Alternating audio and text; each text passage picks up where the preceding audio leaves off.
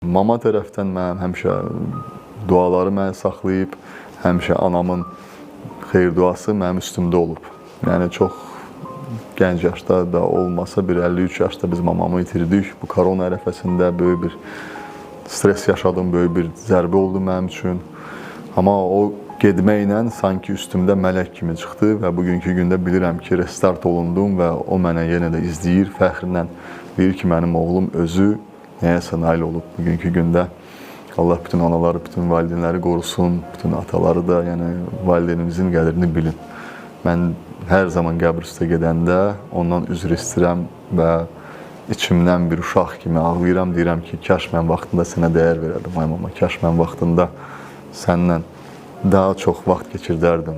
Kaş doğrudan da bizim həyatımız belə səndən daha sıx yaşayardım. Yəni, mən hep iş və mamam həmişə deyirdi ki, məni küstürmə, mənə pis sözlər demə.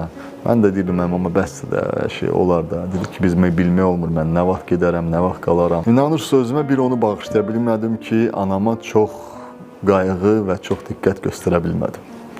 Özüm neçə dəfə də xariclərə getsəm, həmişə demişəm, amma səni də aparacağım, amma apara bilmədim. Elə oldu ki, birdən-birə onu itirdi, 53 yaşında olan gümrah, güclü qadın bu koronavirusdan getdi. Düzgün tədavi eləmədilər, nələr eləsəydim də, nələr eləmək istədim, bacaramadım. Qadını itirdik, atamın 76 yaşı var idi, var hal-hazırda, amma anam 53 yaşında getdi.